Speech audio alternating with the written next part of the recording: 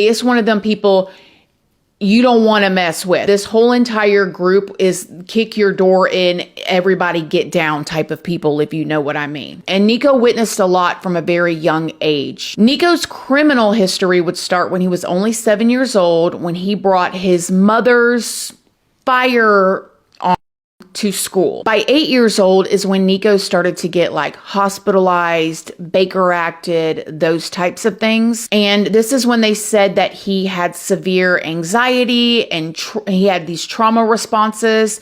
Nikko would also say in an interview that one of the doctors wanted to diagnose him at very, very young with schizophrenia or bipolar or some of those other disorders, but that they told him at that time, back in the 90s, that it was unethical to diagnose a child his age with that. And at 15 years old, Nikko committed a carjacking that got him sent to prison. This is what he saw. This was his life. His parents, his family, going in and out of facilities, and that's it. Nikko was released in July of 2013. He started to request mental health services many times while he was in prison, and he even said that 4 months before he was released that he did not want to go because he knew that if they let him out, he was going to take someone's life. So this is a man, honey, in there going, listen, if you let me out, I don't trust myself. I got this ancient God talking to me, and this thing is telling me to do this, this, and this, and I'm gonna have to do it.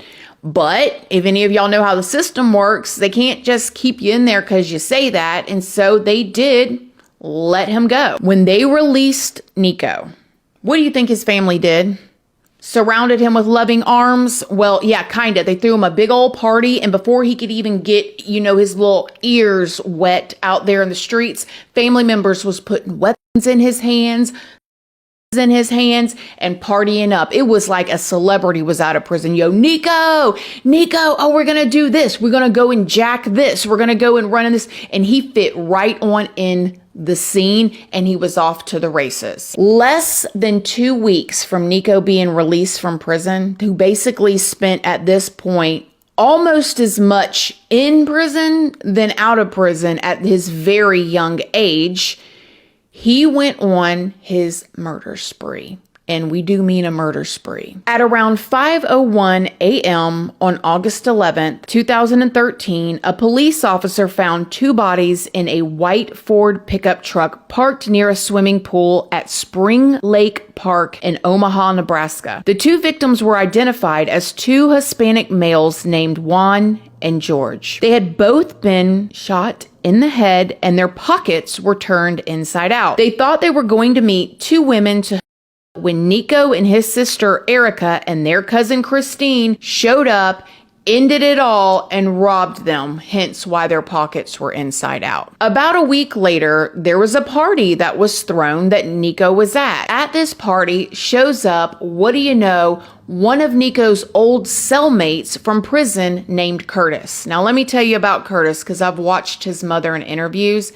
His mother told him to stay away from Nikko, like probably most parents would, But Curtis Bradford really thought Nikko was his friend. I mean, you guys see this photo right here with his arm around him. I mean, Curtis trusted Nikko and thought, like, this is my friend. We were cellmates. We were buddies. However, on August 19th at around 7 a.m., the body of Curtis Bradford was found outside a detached garage by a man heading home from working the night shift at a convenience store. When investigators arrived, they found 2 bullet wounds in his head. And Curtis is the only victim that Nikko was familiar with. Now, Nikko's 4th and final victim, Andrea Kruger, was found on August 21st at around 2:15 a.m. by a sheriff officer responding to a shots fired call. Her body was found laying in the road, wounds to the face, neck, and shoulder, and her car was nowhere to be found. Andrea had been returning home after her bartending shift, and she was a mother to 3 children. Her gold 2012 Chevrolet SUV was later found abandoned 12 miles away in an alley. And later that week, a press conference was held where the sheriff stated that investigators believed the SUV had been abandoned roughly 2.5 hours after being stolen,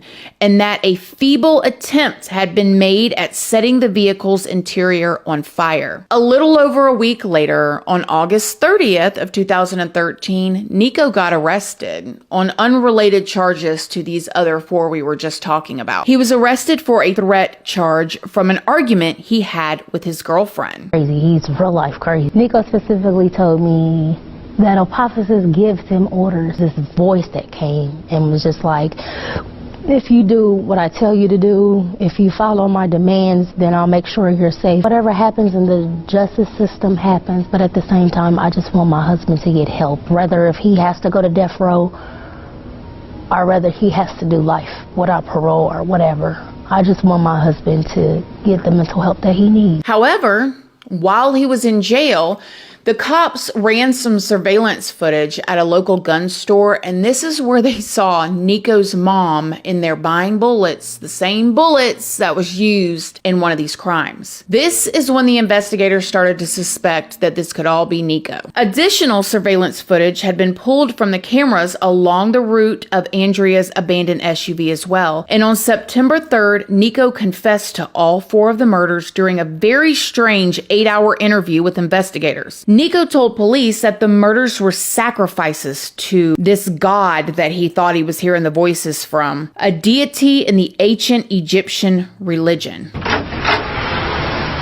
There you go. I'm like, I don't like to be alone. I need to speak to someone. Okay. Because that's what makes my mind frame goes back. I'm schizophrenic, bipolar, sir. I don't take medication, so right now that's why I'm trying to stay. That's why I told them they need to hurry up when I'm in this mind frame. Okay. So that when I speak to you, this is clear. My religion of Kathoni Asubel, that's the underworld. He was like on the mummy, the black book. After You alright? you alright, man? You alright, man? That's what I don't understand, man. Is that I was in the restaurant person, man. All I wanted was help from the people, man.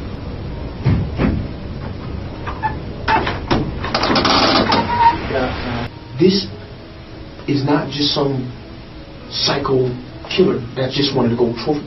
I'm documented psychiatrically disordered. I'm documented chemically imbalanced. This is a fact. So Nikko was charged with these 4 counts of murder. Then we go to the family involvement because it is all definitely a family affair with Nikko. Nikko's sister, Erica Jenkins, was also arrested for participating in the murders, and it is said that she actually fired the first shot that killed Curtis Bradford. She suspected him and his friends were involved in another incident that had occurred at her home back in February, and Nikko and Erica told Curtis that they wanted to go rob someone and invited him along.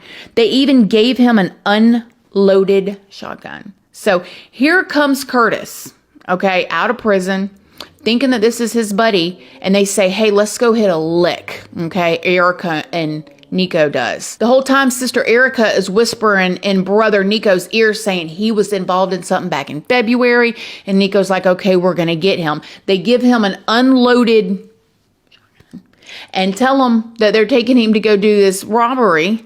And then really what they do is they end Curtis's life. Like, wow. It was determined that Nikko's sister Erica and cousin Christine were involved in the first 2 murders that were committed as well. Holy cow. I mean, I'd hate to get into an argument with them. You know what I mean? Like, never mind. You don't have to give me my sweater back. Oh, those shoes. Oh, I was never going to wear them again. Here, you have them.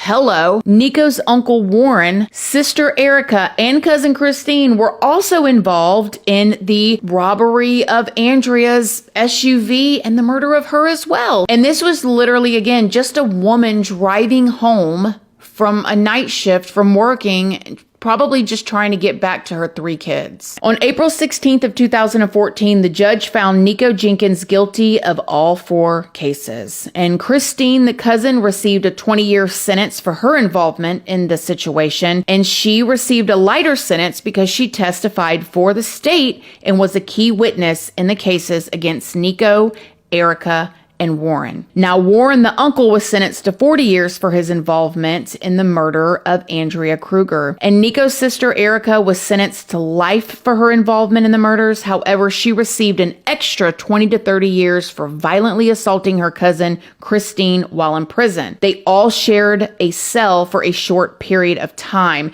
and it is believed that Erica assaulted her because she found out Christine testified against her and Nikko. And Nikko was originally scheduled to be sentenced on August 11th, but it was delayed indefinitely after a hearing was held to determine whether he was capable of understanding the death penalty proceedings against him. It is also said that sentencing was delayed because Nikko kept self-hurting. Now, in May of 2017, Nikko was sentenced to death by a 3-judge panel, and he was also sentenced to 450 years on weapons charges connected to the murders. And on April 20th of 2020, the U.S. Supreme Court refused to hear his 400-page appeal, and Nikko is currently sitting on death row waiting to be executed.